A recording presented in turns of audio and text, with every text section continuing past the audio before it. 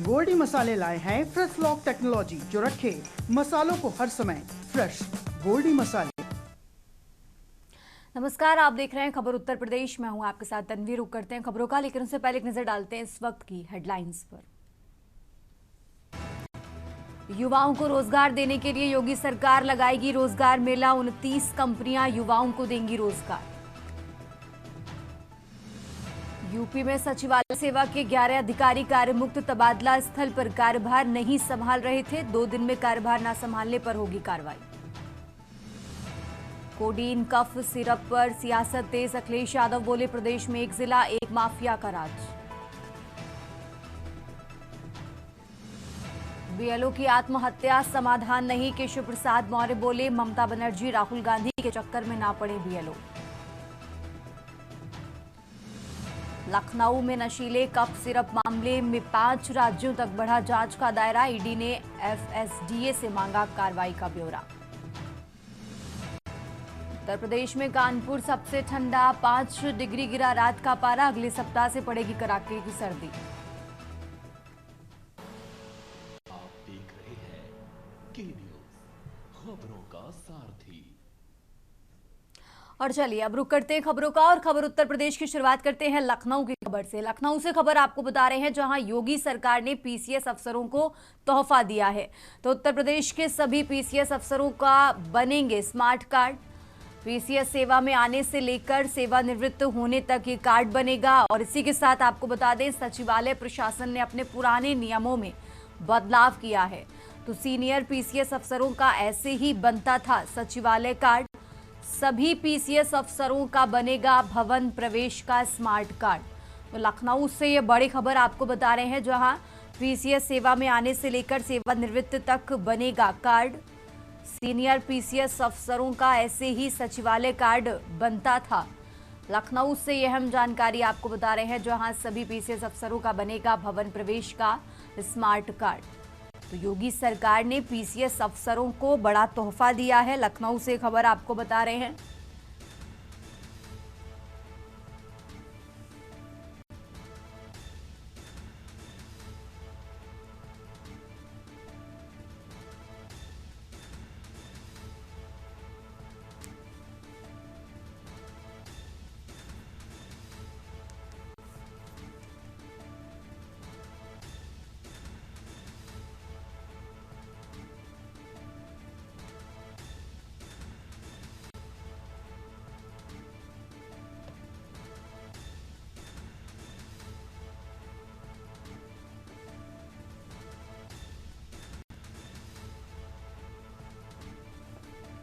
तो योगी सरकार ने पीसीएस अफसरों को तोहफा दिया है। लखनऊ से खबर आपको बता रहे हैं, जहां योगी सरकार ने पीसीएस अफसरों को तोहफा दिया।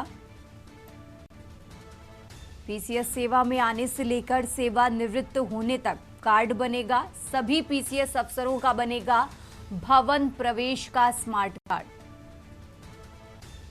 तो पीसीएस सेवा में आने से लेकर सेवानिवृत्त होने तक ये कार्ड बनेगा। सभी पीसीएस अफसरों का बनेगा भवन प्रवेश का स्मार्ट कार्ड। तो योगी सरकार ने पीसीएस अफसरों को ये तोहफा दिया है।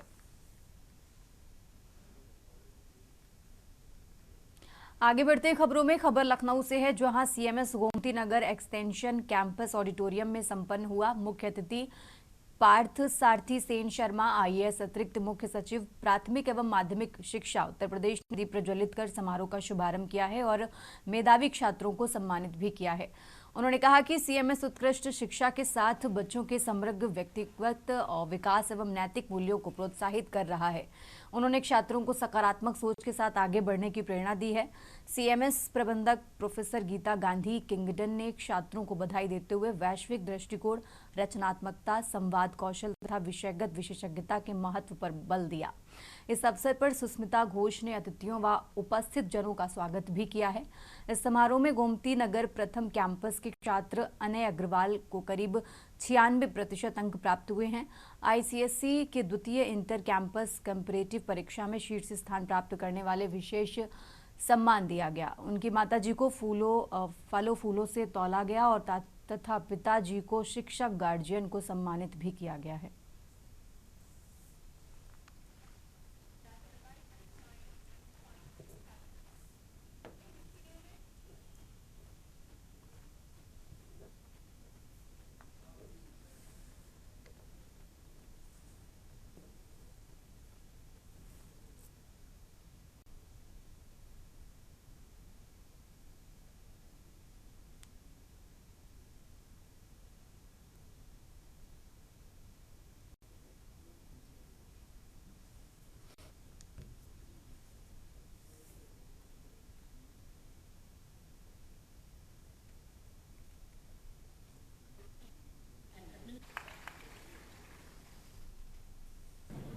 क्लास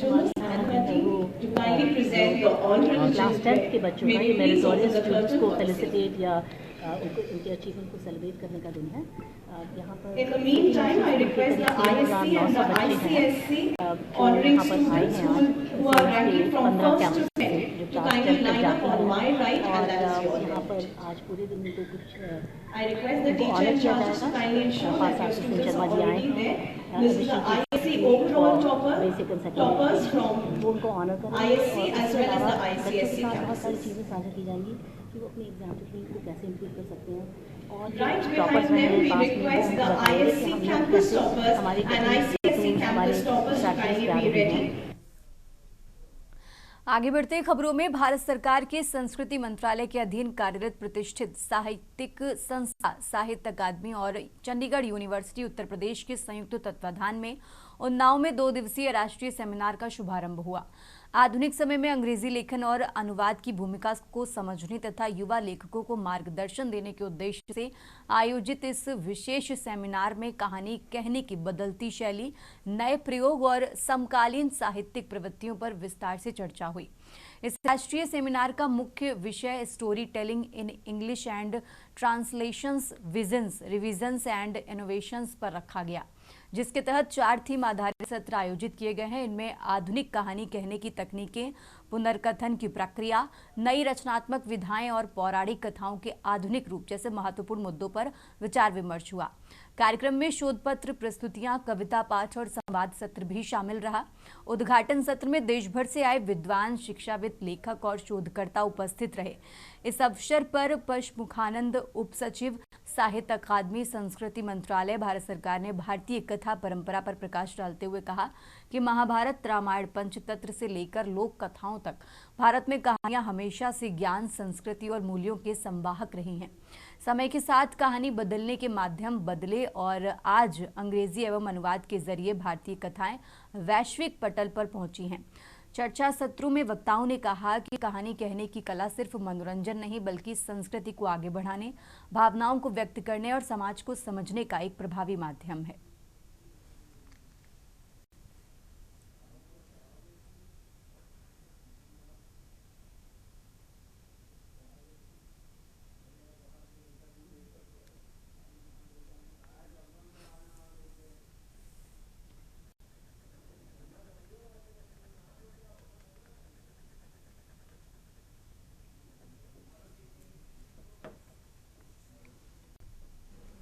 रुक करते हैं अगली खबर का। देवरिया जनपद में अपराध एवं अपराधियों पर नकेल कसने के लिए पुलिस अधीक्षक संजीव सुमन द्वारा संचालित मॉर्निंग वॉकर चेकिंग अभियान में एक बड़ी कामयाबी मिली है। आपको बता दें कि थाना रामपुर कारखाना पुलिस टीम द्वारा रामपुर तिराहे पर की जा रही सघन चेकिंग के दौरान एक बोलेरो वाहन को रोका गया। जांच में सामने आया कि चालक दीपक वर्मा पुत्र हरिलाल वर्मा निवासी ग्राम नरहवा थाना पटेहरवा जनपद कुशीनगर वाहन में संदिग्ध रूप से भारी मात्रा में नकदी लेकर चल रहा था। तलाशी के दौरान पुलिस ने गाड़ी से करीब 32,78,500 रुपए नकद बरामद किए हैं। वहीं इतनी बड़ी रकम के बारे में चालक कोई संतोषजनक कागजात, प्रमाण या विवरण प्रस्तुत नहीं कर सका। इसके बाद मामले की संवेदनशीलता को देखते हुए पुलिस ने तत्काल आयकर विभाग को सूचना दी। मौके पर पहुंचे आयकर विभाग के अधिकारियों ने बरामद धनराशि से संबंधित विधिक कार्रवाई पूरी कर नकदी को रामपुर कारखाना थाने के मालखाने में जमा कर दिया है।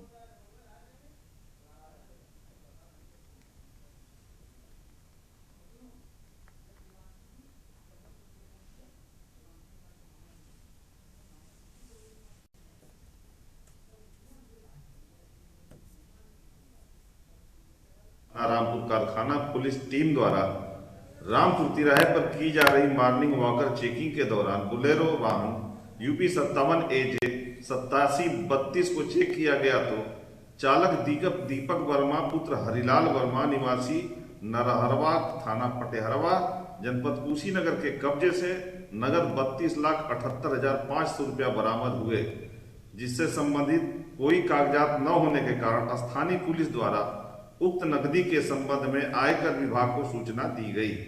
आयकर विभाग द्वारा बरामद नकदी को थाना रामपुर कारखाना के मालखाना में दाखिल कराते हुए विधिक कार्रवाई की जा रही है। और अब रुक करते हैं अगली खबर का। उत्तर प्रदेश के डिप्टी सीएम ब्रजेश पाठक हाथरस पहुंचे, जहां उन्होंने सबसे पहले जिला पंचायत अध्यक्ष सीमा उपाध्याय के निवास पर जाकर उनके दिवंगत ससुर रामचरण उपाध्याय को श्रद्धांजलि अर्पित की है। इस दौरान उनकी पत्नी भी उनके साथ मौजूद रहीं और श्रद्धांजलि देने के बाद डिप्टी सीएम पाठक सेल टैक्स वाली गली पहुंचे, जहां उन्होंने घर घर जाकर लोगों से एसआईआर फॉर्म भरने की अपील की और कुंडी खटकाओ अभियान के तहत फॉर्म भरवाने की स्थिति जानी। अधिकांश लोगों ने बताया कि वो पहले ही फॉर्म जमा करा चुके हैं। उन्होंने बूथ लेवल अधिकारियों से भी कार्य प्रगति की जानकारी ली है। इस दौरान कुछ लोगों ने शिकायत की कि उनका मतदान केंद्र काफी दूर पड़ता है। इस पर डिप्टी सीएम ने समस्याओं का समाधान करने का भरोसा भी दिलाया।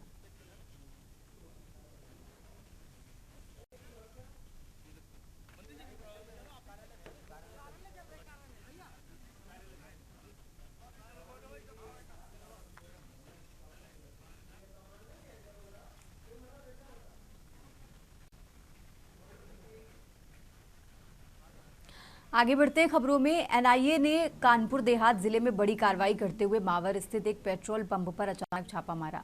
एनआईए की इस अचानक छापेमारी से पूरे क्षेत्र में हड़कंप मच गया और लोग दहशत में आ गए। इस कार्रवाई के दौरान औरैया पुलिस की टीम भी एनआईए के साथ मौके पर पहुंची और सूत्रों के अनुसार जिस पेट्रोल पंप पर छापा मारा गया वो औरैया निवासी कमल वर्मा का है और ये नायरा कंपनी का पंप बताया जा रहा है। पेट्रोल पंप के चारों ओर भारी संख्या में पुलिस बल तैनात कर दिया गया। किसी भी बाहरी व्यक्ति को पंप के भीतर आने जाने की अनुमति नहीं दी जा रही है। एनआईए टीम अपने साथ बम निरोधक दस्ते को लेकर मौके पर पहुंची और पंप पर काम करने वाले कर्मचारियों से कड़ाई से पूछताछ भी की जा रही है। एनआईए की टीम फिलहाल पंप के भीतर तलाशी अभियान में जुटी हुई है।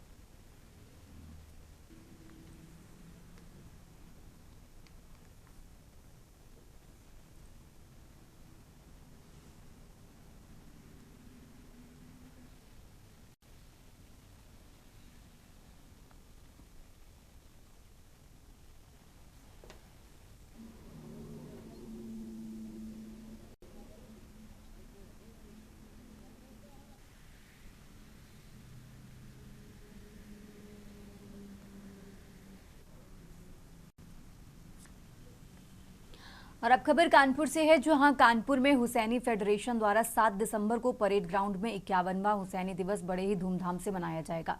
कार्यक्रम को लेकर तैयारियां पूरी कर ली गई हैं। डिप्टी सीएम ब्रजेश पाठक मुख्य अतिथि के रूप में यहां शामिल होंगे। आयोजकों ने एक प्रेस वार्ता कर पूरे कार्यक्रम की जानकारी शेयर की है। हर साल की तरह इस बार भी हुसैनी दिवस को एक बड़े पैमाने पर मनाया जा रहा है। हमारी कोशिश है कि बच्चों को प्रेरित किया जाए और समाज को एक सकारात्मक संदेश दिया जाए। सभी सम्मानित अतिथियों का स्वागत करने के लिए हम पूरी तरह तैयार हैं और कानपुर का परेड ग्राउंड 7 दिसंबर को एक भव्य आयोजन का गवाह बनेगा। हुसैनी फेडरेशन अपने 51वें हुसैनी दिवस का आयोजन पूरे सम्मान और उत्साह के साथ करने जा रहा है।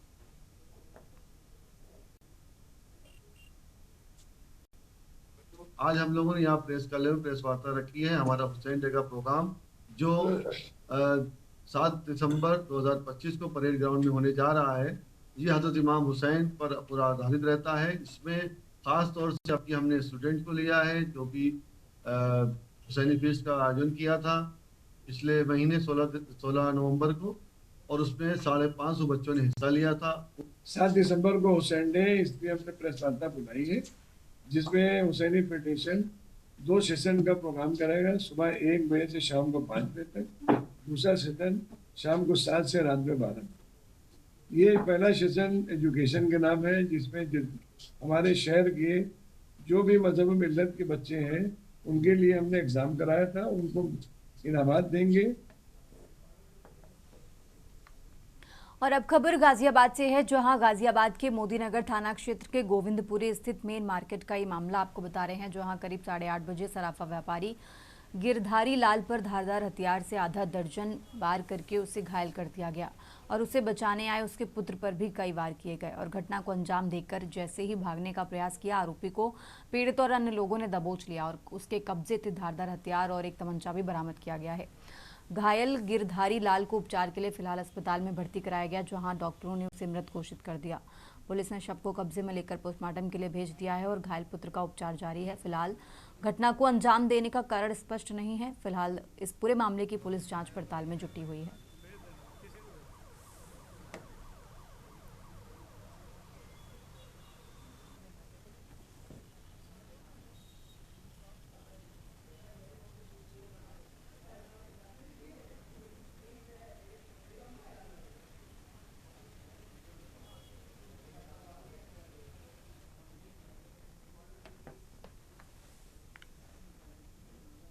और अब खबर नोएडा से है, जहां डॉक्टर भीमराव अंबेडकर की पुण्यतिथि पर दलित प्रेरणा स्थल पर कार्यक्रम आयोजित करने की तैयारियां जोरों से पूरी की जा रही हैं। प्रस्तावित पुण्यतिथि कार्यक्रम में बड़ी संख्या में डॉक्टर अंबेडकर के अनुयायियों को जुटाने पर जोर दिया जा रहा है। कार्यक्रम में शामिल होने बीएसपी के मुख्य राष्ट्रीय संयोजक आकाश आनंद और राष्ट्रीय उपाध्यक्ष आनंद कुमार का पहुंचना तय बताया गया है। आयोजकों के मुताबिक समारोह सुबह करीब 8:30 बजे से शुरू होगा। पार्टी के मंडल प्रभारी ने यहां पहुंचकर तैयारियों का जायजा लिया है। गौतम बुद्ध नगर कमिश्नरेट पुलिस ने कार्यक्रम स्थल दलित प्रेरणा स्थल के आसपास 6 दिसंबर को ट्रैफिक डाइवर्ट रहने का प्लान भी तैयार कर लिया है।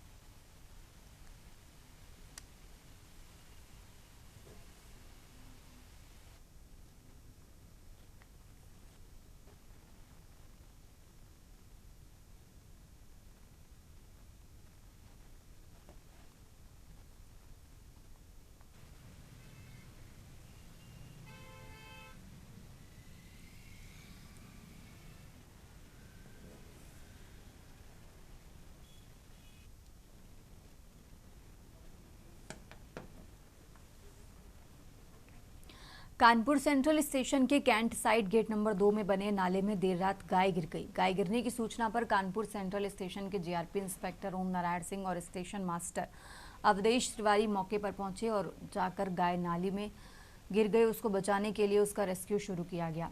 नाला छोटा होने की वजह से जीआरपी इंस्पेक्टर ने फायर ब्रिगेड की रेस्क्यू टीम से संपर्क किया और उनको मौके पर बुलाकर और जेसीबी बुलाकर नाले को तुड़वाया और चौड़ा करवाया ताकि गाय को सकुशल बाहर निकाला जा सके। फायर ब्रिगेड की टीम ने घंटों की कड़ी मशक्कत के बाद गाय को सकुशल बाहर निकाल लिया।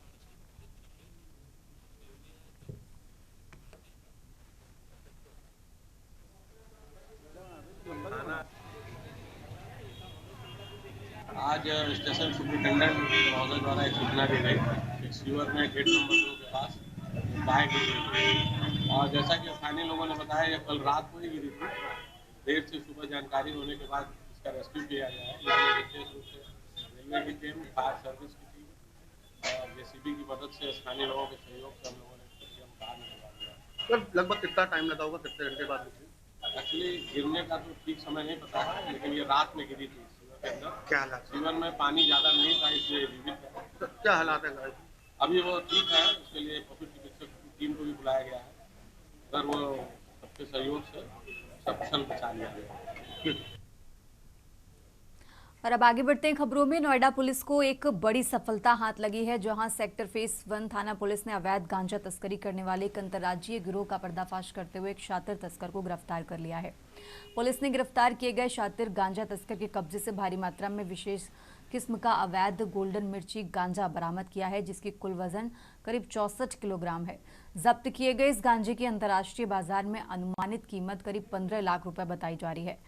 पकड़ा गया आरोपी इस अवैध गांजे की बिक्री करके लाखों रुपए की अवैध कमाई कर रहा था। आरोपी पर पहले भी दर्जनों मुकदमे दर्ज हैं और वो पूर्व में भी जेल जा चुका है। पुलिस के अनुसार ये गिरोह पश्चिम बंगाल से ट्रेन के माध्यम से अवैध तरीके से गांजा लाकर दिल्ली एनसीआर के कई हिस्सों में सप्लाई करता था। पुलिस अब इस गिरोह के बाकी सदस्यों और इस पूरे नेटवर्क का पता लगाने में जुटी हुई है।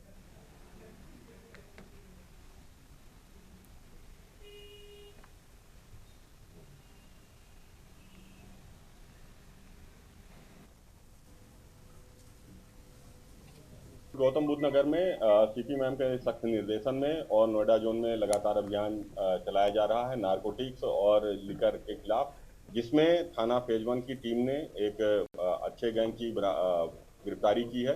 ये निताई सरकार उर्फ चूपा, जो पश्चिम बंगाल का रहने वाला है, वो गांजे की लगातार तस्करी करता था। वहां से ट्रेन में गांजे को रख करके लाता था और यहाँ निकाल करके और दिल्ली और एनसीआर रीजन में उसको सप्लाई किया करता था।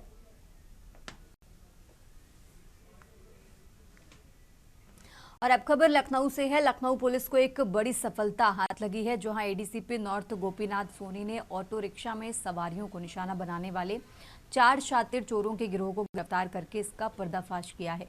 एडीसीपी गोपीनाथ सोनी ने बताया कि ये 4 सदस्यीय गैंग ऑटो में सवारी बैठाकर लूट की घटनाओं को अंजाम देता था। हाल ही में इनके द्वारा की गई एक वारदात में आरोपियों ने सवारी से 2000 नकद छीने। तलाशी के दौरान मिले मोबाइल का इस्तेमाल कर पीड़ित के खाते से 28,000 रुपए पेटीएम के जरिए अवैध रूप से ट्रांसफर किए गए। इस घटना की शिकायत मड़ियाओं थाने में दर्ज की गई, जिसके बाद पुलिस लगातार अपराधियों की जानकारी जुटा रही थी। पुलिस को सूचना मिली कि ये चारों अपराधी IIM रोड स्थित यादव ढाबे पर मौजूद हैं और तुरंत कार्रवाई करते हुए पुलिस ने इन चारों अपराधियों को गिरफ्तार कर लिया है।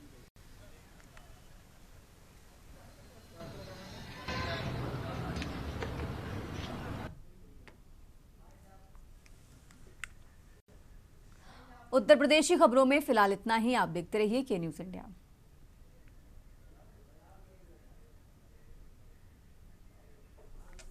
साले लाए हैं